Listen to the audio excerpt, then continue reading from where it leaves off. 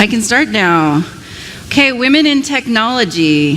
This is a really popular topic in the Java developer world and the IT space in general.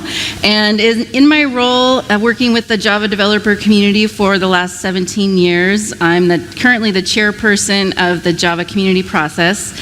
How to get more women in tech or how to keep more women in tech has become one of the top questions that I receive as a woman working in technology. So this talk is to answer that question. So in the next 20 minutes, I'm going to give you the top 10 ways that I've found for allying for women in technology.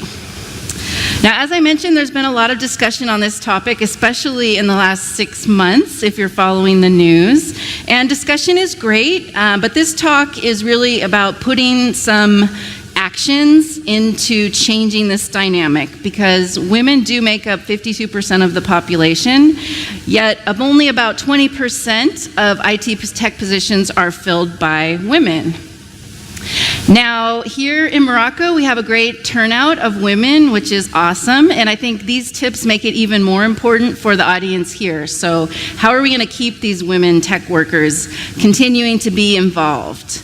And technology truly does reflect the people who make it. So this is not just a women's issue, and it's not even just a technology issue affecting the tech space. It's actually a society and cultural issue.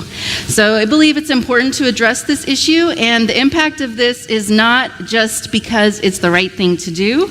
It's actually been proven that teams, including both men and women, have a collective IQ that rises regardless of the individual contributor's IQ. So that means women and men on teams, diverse teams, are smarter, more creative, more innovative, and not only that, they are more profitable.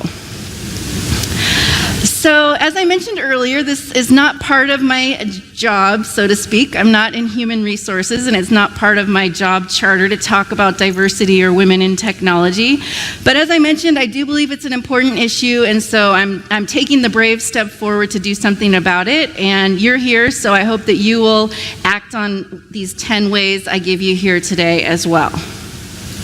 So my journey began working with the Java developer community about 17 years ago, and I really did believe the fact that tech was a meritocracy. I had heard that often, and that comes up again and again over the last couple of decades, that it's code and all that matters is the code, whether you're a man or woman, it really doesn't matter. So all this talk about diversity and getting more women is really irrelevant and just a bunch of whining and complaining.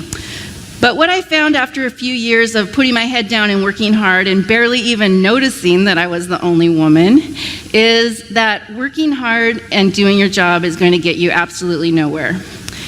In order to keep your job, you need to be exceptional, especially if you're a woman. But if you really want to thrive, you need to be expanding your network. You need to be increasing your visibility. You need to be expanding your influence beyond just your current job. But in order to do those things, you need sponsors, mentors, and allies. And I've been fortunate that I have had a lot of sponsors, mentors, and allies in my career. But the feedback that I do get from some women is that they could use a little bit more of that. So in this talk, I'm only going to be talking about women, so how to keep these women that we have, and not about how we can train more girls to come into the field. I'm just focusing specifically on how we as humans, men and women, can keep the women that we do have in the workplace. So I'll start with my first tip, and my first tip is really a mental shift. So think of ally as a verb.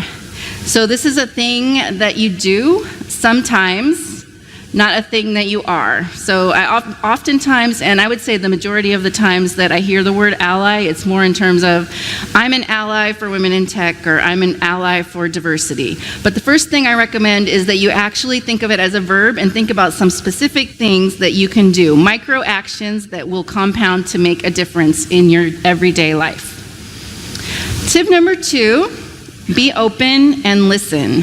So I think it's maybe you would think that this is really simple tip, but I think that a lot of us don't listen when we ask questions. So I think being open and listening more than you talk. So when you're speaking to women about these topics, be open, be simple, and be kind. And recognize that this is an uncomfortable topic for some people, and we all will make mistakes, but it's okay. Actually, the research has shown that especially for men, when they talk about gender and diversity, they aren't negatively impacted at all. And it's actually the inverse for women. When women talk about diversity, they are negatively impacted. They are viewed more negatively by their peers and by their management. So that's back to what I said earlier, which is be brave. Be aware of assignment distribution. So this is actually particularly significant, I think, here in Morocco. I actually attended DevOps Morocco last year. This is my second time attending DevOps Morocco.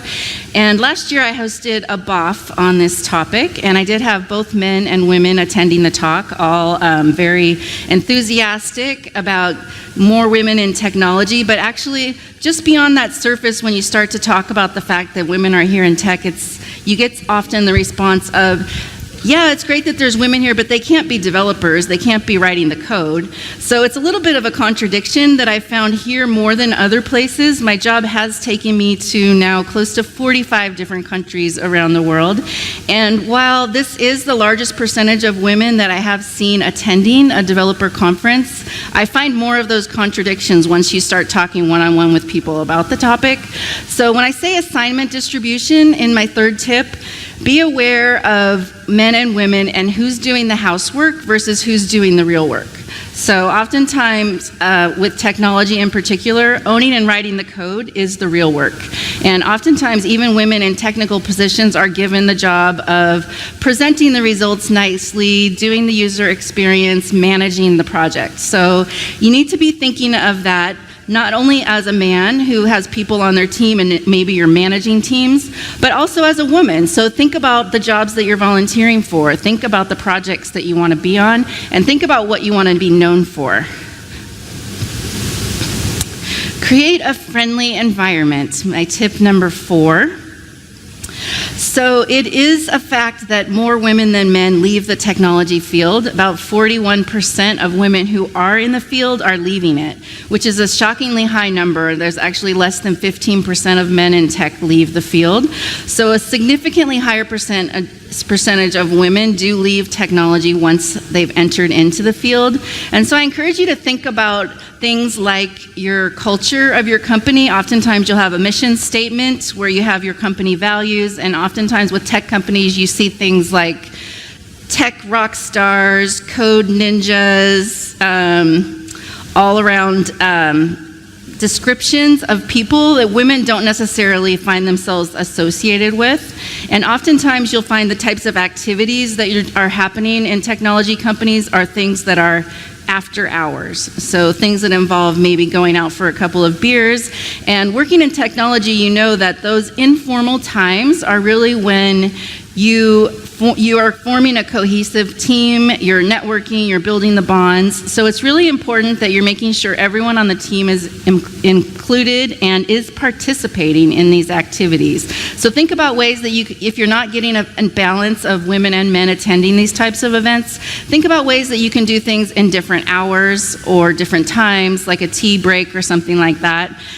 And also think about it in terms of the questions that you ask. So I can say for myself that I get certain questions when I go to technology conferences, which I don't mind if it's with someone that I know very well, but if it's someone that I've just met, often questions will be, well, you're not technical, are you? So there's often the perception that start with when men will be introduced to women that they're not technical, that they're in marketing or their user experience. So if you meet someone at a developer conference, you can just go ahead and assume that they're a developer, rather than assuming that they're not. And you can also think about questions that you ask them that are more focused on their work. Oftentimes women will get questions like, where are your children, or who's caring for your children, or how do you balance, work and family? That's not necessarily something that's going to make a woman feel included or wanted. So it's kind of putting the burden on her to explain how she can be here. So those are some of my tips for creating a friendly environment. Tip number 5 is speak up. So this is one in particular that both men and women can do. So it's important to speak up at meetings, at forums, in conferences. There are a few different phenomenons that happen here. First of all, it's interrupting. So women are interrupted more often than men. So I think one thing that could be an ally action here is actually stepping up when you hear someone being interrupted, to actually step up and say, I don't think that person was finished. Can we hear what she had to say? And the same token, women, I encourage you to do the same thing. I wasn't finished yet, or something like that.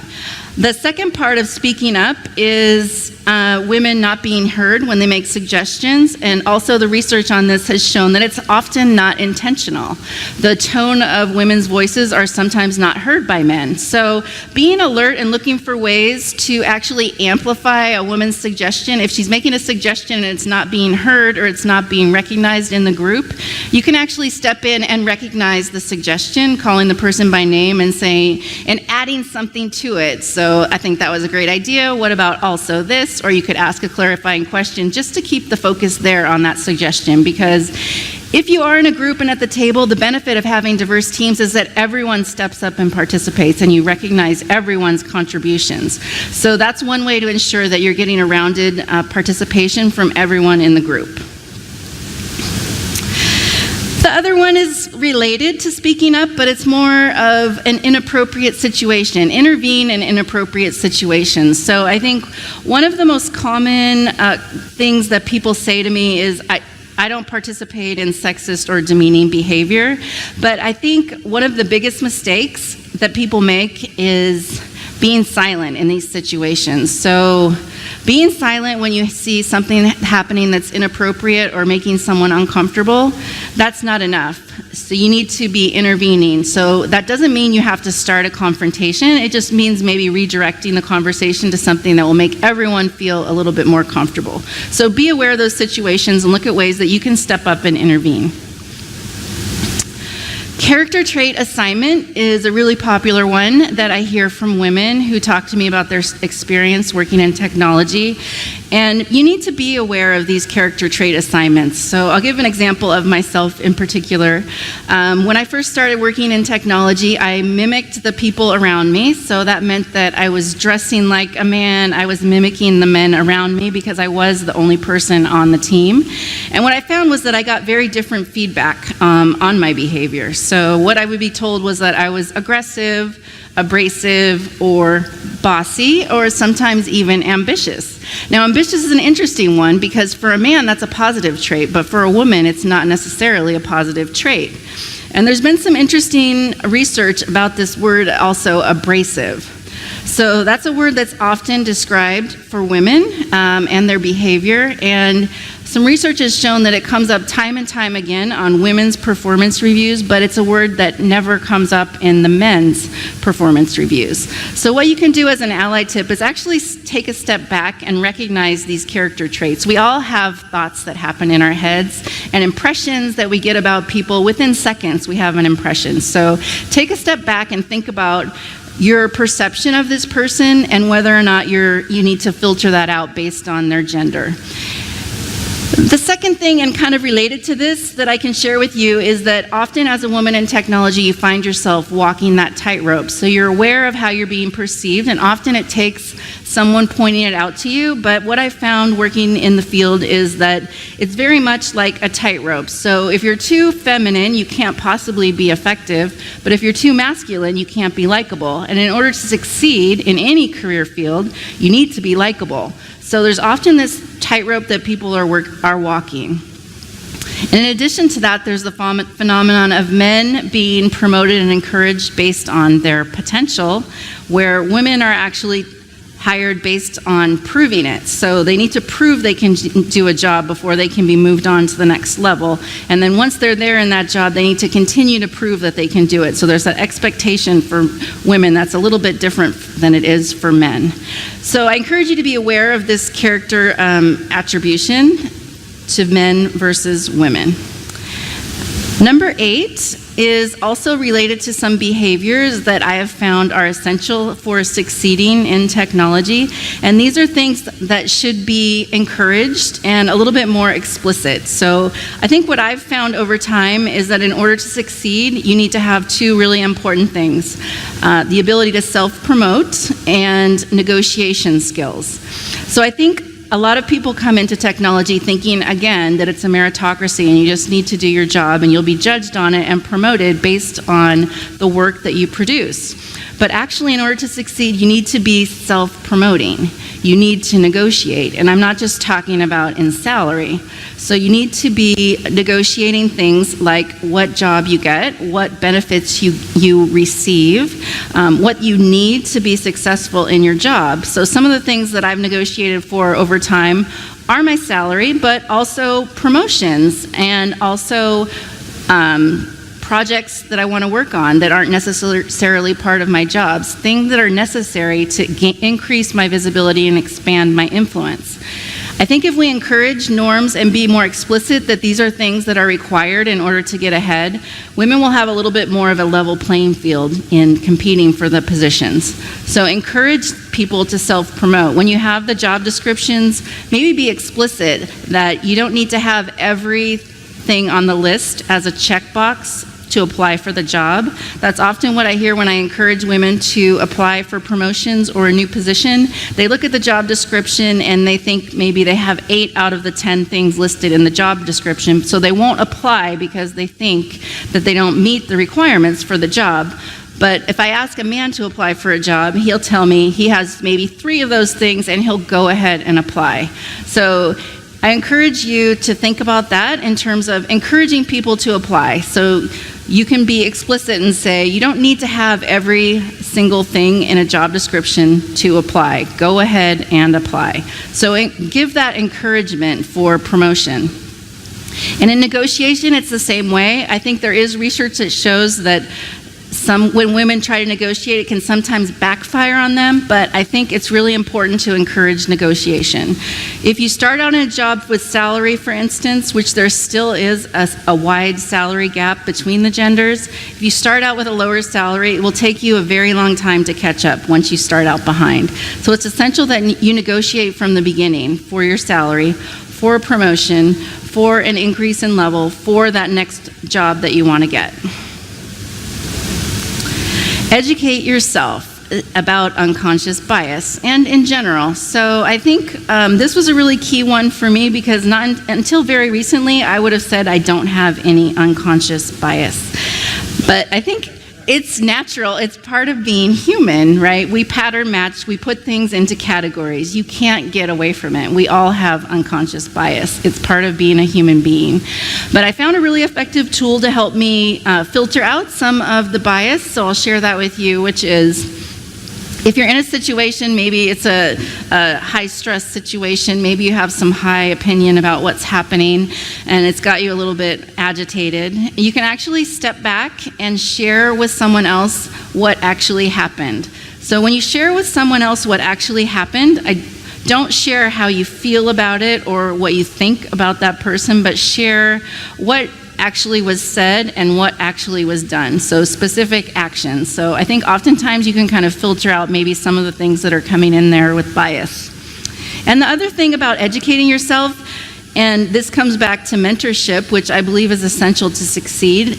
And by the way, I've never had a woman who is a mentor, so I encourage all of the men out there and women to know that men can mentor women, and it's really effective, and you're both going to learn a tremendous amount. So mentoring someone or being a mentee of someone who is different from you is a great way to learn a different perspective, and I've gotten a lot out of those experiences. Often I am told by women that they can't get a mentor because they don't know any role models, which I believe role models are essential in order to have something to aspire to and feel like you belong. You don't need to have a mentor who's exactly like you, and you can actually learn more from someone who isn't exactly like you, who has a different experience. You can actually give you feedback in terms of how you're being perceived, which has been essential for my success, and especially early on when I was being perceived as too aggressive, too abrasive, too ambitious. I would say now, over time, through that feedback, I haven't changed myself, and I think it's essential that women don't need to change who they are. But what I did was I adjusted my communication style. And I think just oftentimes, just breaking it down with a smile and approaching it in a different way, you can find that you're actually perceived a lot differently. So I think it's important for mentors and allies to really give that honest, direct feedback. That was my tip number 2. So simple and kind and open. Don't try to use sarcasm. Just really direct feedback to help them move forward in their career. And when you do give feedback in mentorship, I also encourage you to not to try to change people, but actually to help them navigate their career, to kind of sponsor them to that next level versus giving them recommendations of things that they should change. My last tip is to suggest women. So here today at DevVox Morocco, definitely not the only woman speaker. That definitely does happen sometimes. And I have to say, from the feedback that I've gotten from women attending the conferences, they really love to see people who are like them speaking at conferences or participating on panels. So I encourage you to consider that when you're submitting a talk or accepting for a panel. Ask who else is on the panel and see if there's anyone that you can suggest who would give a little bit more of a balance in the panel, in the conference, in the meeting presentation, whatever the situation may be. So you'll get a better conference, you'll get a better experience if you do have a diverse representation. So oftentimes the feedback I get from men when I give this suggestion is that it's open to everyone and we don't get any women who apply. And again, I think that comes back to some of the tips that I talked about in job descriptions. So oftentimes the experience I've had in inviting women to speak with me is they don't feel like they've proved they can be an excellent speaker. They need to get training first. They're not ready. They're not an expert at anything.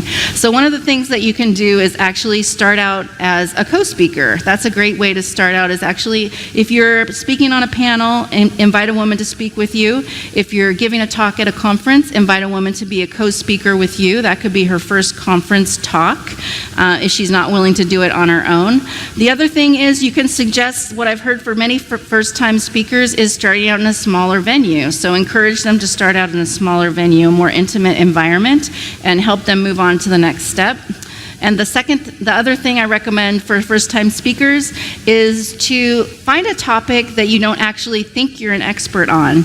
And this will actually help you shift the perspective. So find a topic that you want to learn about, that you want to know more about, and study it and develop a talk, and then present it and think about it more in that way. So you are presenting your knowledge so other people can benefit from it. So that's essentially what I'm doing here today. That's a tip that I used in order to get myself to speak on this topic, was collecting all the feedback that I have and presenting it to people so that they may be able to make a difference in the world. So I encourage you to actually think about some of these actions. Invite speakers, encourage more speakers, follow them on Twitter, recommend them, promote them, pay them. And pay them. If you have women on your team and there's an imbalance in pay them more. So it's not that hard. Yes, pay them. That is right. So I don't want, oftentimes, like I said, again, back to what I said in the beginning, think of it as a verb. And a verb, sometimes people use support and encourage. I don't like those verbs. I like the verbs that I shared with you a minute ago, right? So follow them on social media, invite them to speak, mentor them, sponsor them, promote them, pay them. Right? Those are actions. Those are things that actually are going to make a difference. And I believe all those micro actions that we can all do every day will make a difference and will ensure that we have an inclusive and diverse environment that will then, in the end, create technology that's better, and companies in the end will be more profitable. So we can be the change we wish to see in the world, and know that you may make mistakes if you take some of these actions, and that's okay. Like I told you in the beginning, you won't be judged harshly or negatively. It's okay. You will be fine. And the other thing to remember is that you probably will make a mistake, and that's okay. Don't worry about it. Thank you for listening to my talk. You can act on one of these 10 ways today, and I encourage you to tweet to me about what you've done. These are all really simple actions that you can take, and you can do these whether you're a man or a woman. Support a woman today by taking an active action in some of the ways that I talked about, and share it with me on Twitter. Thanks for attending my talk.